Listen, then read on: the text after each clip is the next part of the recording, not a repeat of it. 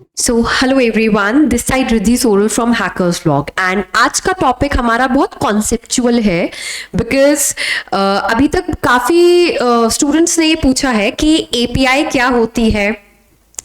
Because जब भी हम वेबसाइट पेनिट्रेशन टेस्टिंग करते हैं, बग बाउंटी करते हैं, साइबर सिक्योरिटी करते हैं, तो उसमें हमारे पास एपीआई एक बहुत इंपॉर्टेंट पॉइंट आता है। बट एपीआई एक्चुअली होता क्या है? क्यों हम एपीआई सिक्योरिटी पे मूव करें जब हम वेबसाइट करते हैं ऑलरेडी एंड वेबसाइट में एपीआईज भी होती है, तो हम फिर एपीआई की तरफ क्यों मूव करें? ठीक है, तो उन सब चीज़ों का आज मैं आपको आंसर दूंगी। होपफुली आप लोगों को ये वीडियो समझ में आए एंड आपके लिए हेल्पफुल रहे। ठीक है, सो स्टार्ट करते हैं। सबसे पहले हमारा पॉइंट आता है कि एपीआई क्या होती है। ठीक है, तो उसको आप ध्यान से समझें। पहले हमारे पास आया है व्हाट इज एपीआई। तो एपीआई बेसिकली एक ब्रिज होता है, ठीक है, जो कि जनरली ब्रिज का काम क्या होता है? एक पाथ से दूसरे पाथ पे अगर आपको मूव करना है तो आप इसकी हेल्प से यहां पे मूव करके जा सकते हैं। क्लियर है? तो एपीआई का भी वही काम होता है। जनरली डेटा को ट्रांसमिट करना, मींस डिवाइसेस में, कनेक्टेड डिवाइसेस में ट्रांसमिट करना। ट्रांसमिट एज इन, जैसे सपोज अभी हमारे पास कोई वेब एप्लीकेशन है ना, कोई वेब एप्लीकेशन है हमारे पास। अगर हमें कोई भी अपना डेटा ट्रांसफर करना है, किसी बटन पे क्लिक करना है, किसी पेज पे मूव करने के लिए, तो वहां पे पॉसिबल है कि एपीआई के थ्रू डेटा फैच हो रहा हो। और इसीलिए बोला जाता है कि एपीआई थर्ड पार्टी यूज करी है कुछ डेवलपर्स ने, एपीआई हमने इन हाउस डेवलप करी है। आपने सुना होगा या आगे कहीं सुनेंगे आप अगर इसी स्ट्रीम में जॉब करते हैं तो बेसिकली एपीआईज वेब एप्स में यूज होती है, मोबाइल एप्स में भी यूज होती है। कई सारी कंपनीज अब मोबाइल एप्लीकेशन ऐसी डेवलप करने लग गई हैं। वेबसाइट है एंड उसका एपीके बनाया है, और जितने भी थर्ड पार्टी एपीआईज हम यूज कर रहे हैं, मींस कोई भी ऐसी फंक्शनैलिटी, कोई भी ऐसा मेथड, कोई भी ऐसा फंक्शन जो कि हमें इन्वॉल्व करना है अपनी वेबसाइट में, वो हम एपीआई के मीडियम से यूज करते हैं। ठीक है, जैसे कि एक बहुत सिंपल से एग्जांपल लेते हैं। आज हमारा bank account let suppose ICIC bank में है। ठीक है ना, आईसीआईसी बैंक में हमारा अकाउंट है। तो पर आईसीआईसी बैंक की एप्लीकेशन हम ऑल टाइम नहीं चलाते। हम गूगल पे यूज करते हैं, हम फोन पे यूज करते हैं, हम डिफरेंट एस्पेक्ट वाली मोबाइल एप्लीकेशंस यूज करते हैं, क्योंकि आईसीआईसी ने इन पर्टिकुलर एप्लीकेशंस की एपीआई अटैच कर रखी है। या हम इस तरीके से समझ सकते हैं कि जीपे ने, फोन पे ने आईसीआईसी बैंक की और दूसरे डिफरेंट बैंक्स की, सब बैंक्स की एपीआई अटैच कर रखी। तभी तो हम इतना फ्रीक्वेंटली और इतना इजीली एप्लीकेशन के थ्रू किसी भी बैंक से किसी भी बैंक में ट्रांसफर कर देते हैं। ठीक है, सो बेसिकली एपीआई जो होता है वो कनेक्शंस के लिए यूज आता है, वो डेटा को फेच करने के लिए यूज में आता है। एपीआई के बहुत सारे मीडियम्स होते हैं। अब मीडियम्स की अगर बात करें तो एपीआई का पहले हम एक बार डायग्राम बना के देख लेते हैं, क्लियर हो जाएगा। ये हमारा क्लाइंट है, ठीक है, ये हमारा क्लाइंट है।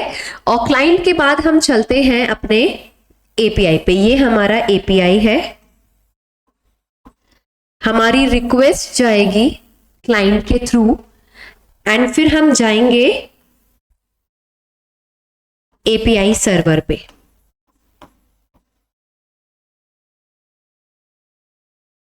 ऑलराइट, सो बेसिकली क्या है कि जब भी कोई क्लाइंट रिक्वेस्ट करेगा तो हमारी रिक्वेस्ट एपीआई सर्वर तक जाएगी एंड वहां पे वो जो भी उसको मिलेगा उससे रिलेटेड, वो उसको रिस्पॉन्स के फॉर्म में क्लाइंट को देगा।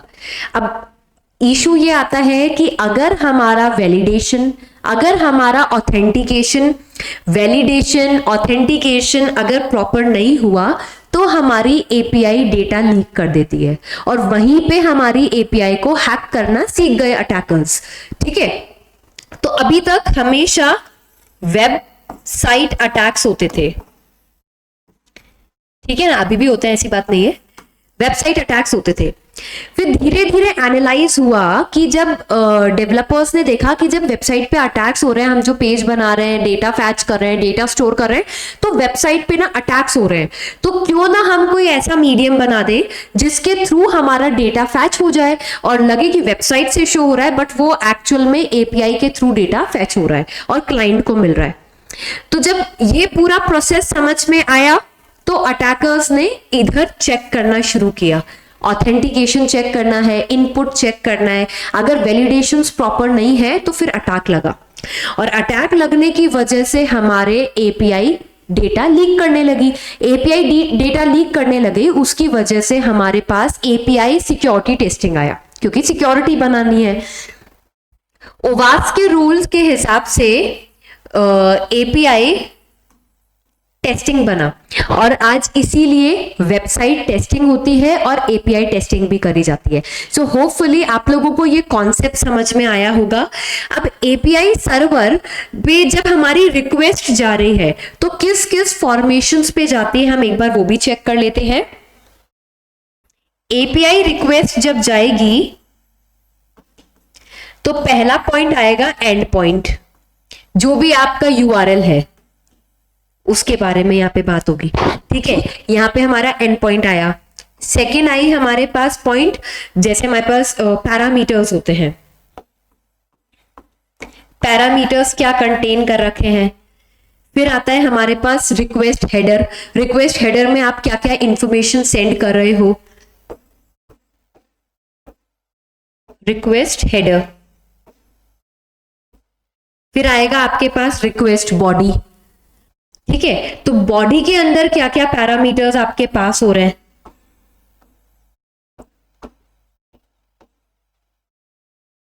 Request body.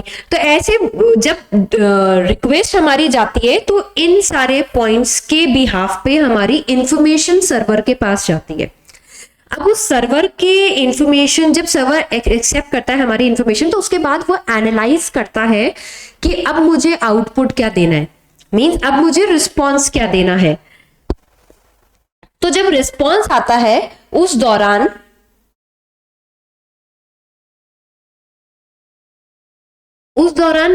एपीआई में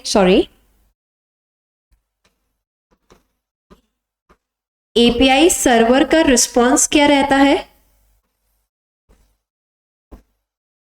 एपीआई सर्वर रिस्पॉन्स में हमारे पास आता है 200 ओके, 201, 400। वो डिपेंड करता है कि हमारी रिक्वेस्ट उसने एक्सेप्ट करके हमें रिस्पॉन्स किस वे में दिया है। अगर नहीं समझ में आया है तो वो 403 की एरर दे देगा, 404 दे देगा। अगर कोई नई रिक्वेस्ट क्रिएट हुई है तो 201 दे देगा, और अगर हमारी रिक्वेस्ट उसने सक्सेसफुली एक्सेप्ट करके सक्सेसफुल रिस्पॉन्स दिया है तो 200 आ जाएगा, ठीक है। तो ये सारे फॉर्मेशंस रहते हैं। सर्वर जब रिस्पॉन्स देता है तो उसके साथ भी हमारे रिक्वेस्ट हेडर्स आते हैं, रिक्वेस्ट बॉडी आती है कि उसमें क्या डेटा कंटेन होकर आया है। तो जब ये रिक्वेस्ट एंड रिस्पॉन्स हम चेक करते हैं उस बिहाफ पे हमें समझ में आता है कि इंफॉर्मेशन कितनी वैलिडेटेड है और कितनी पुअर है, पुअर वैलिडेशंस में है। और सिर्फ इसी वजह से हमारी एपीआई सिक्योरिटी बना, जिसकी वजह से अटैकर्स हमारी एपीआई का डेटा लीक ना करें।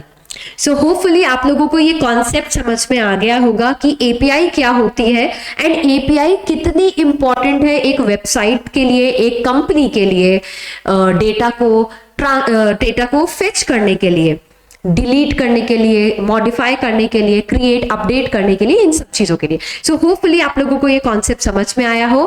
Please do like, share and subscribe our channel. Thank you so much.